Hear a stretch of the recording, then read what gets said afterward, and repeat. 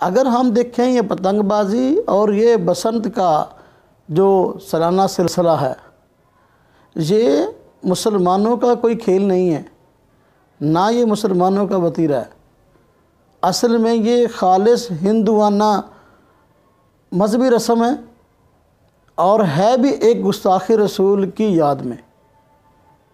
آج سے تقریباً 200 سال پہلے لاہور میں ایک ہندو اسٹوڈنٹ جس کا نام حقیقت رائے تھا، اس نے حضور نبی اقدس صلی اللہ علیہ وسلم کی شان میں گستاخانہ باتیں کی، جس کے نتیجہ میں وقت کے قاضی اور حکومت نے اس کو سزائے موت کی سزا سنائی، اور لاہور کے علاقہ گوڑے شاہ میں سکھ کالج تھا، وہاں پر اس کو پھانسی دی گئی، اور ہندوؤں نے پھر اس کو گویا ایک بہت بڑا اپنا کارنامہ سمجھا کہ ہمارے اس لڑکے نے، جس نے آپ صلی اللہ علیہ وسلم کی شان میں گستاخی کی، ایک بہت بڑا کارنامہ انجام دیا ہے۔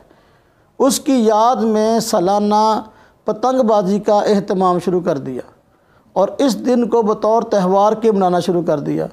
دیکھا دیکھی ہمارے مسلمان بھی اس مرض میں مبتلا ہو گئے، حالانکہ یہ خالص ہندوانہ رسم ہے اور مسلمانوں کے خلاف ہے۔ گستاخ رسول کو پروٹوکول دینے کے لیے، اس کے دن کو بطور یادگار منانے کے لیے انہوں نے یہ کام کیا ہے۔ اس کا اسلام سے اور تفریح سے کوئی تعلق نہیں ہے۔ آج بعض لوگ ایسے ہیں جو کہتے ہیں یہ بطور تفریح کی ہے۔